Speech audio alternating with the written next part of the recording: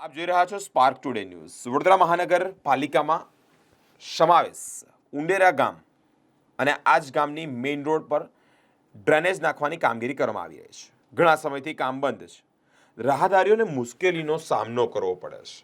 આજે એક four wheeler ત્યાંથી પસાર થઈ, સાથે એ ફોર વ્હીલર અંદર બેસી ગઈ, એટલે કે ખાડામાં બેસી ગઈ। ગ્રામજનોનો રોષ છે, ગ્રામજનો રોષે ભરાયા છે। કહી રહ્યા છે કે વહેલામાં વહેલી તકે આ કામગીરી કરવામાં આવે, નહીં તો આંદોલન કરશે તેવી પણ તેઓએ ચીમકી ઉચ્ચારી છે। વડોદરા શહેરમાં ઉંડેરા ગામ સમાવેશ કરવામાં આવ્યો છે, તેથી ઘણા દિવસોથી આ ગામમાં વિકાસના કામો નથી થઈ રહ્યા। જ્યારે કામો થઈ રહ્યા છે વિકાસના, ત્યારે આ જ કોન્ટ્રાક્ટરો દ્વારા ભ્રષ્ટાચાર કરવામાં આવે છે। ત્યાંથી આથી 6 મહિના પહેલા આ કામ ચાલુ કરવામાં આવ્યું, ત્યાર પછી કોન્ટ્રાક્ટરને લાગે છે વળતર નથી આપવામાં આવ્યું, તેથી કામ બંધ કરવામાં આવેલું છે। ત્યાંથી આવતા જતા નાગરિકોને ઘણી તકલીફ થાય છે। ત્યારે આજે તમે જોઈ શકો તો એક ફોર વ્હીલર અંદર બેસી ગઈ છે।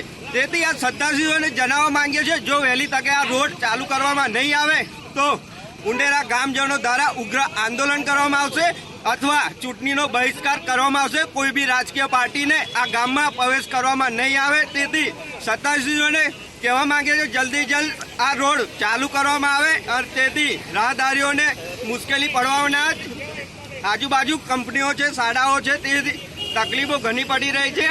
તો વહેલી તકે આ રોડ ચાલુ કરવામાં આવે તેવી નમ્ર અપીલ છે। કાકા, શું સમસ્યા છે?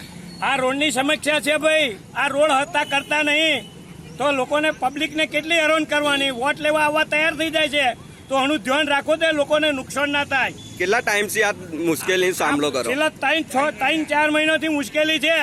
હજુ એ લોકો એક કામ નહીં કરી શકતા અહીંયા આગળ। કોઈ તો એ લોકોને ટાઈમ લિમિટ તો હોવો જોઈએ ને।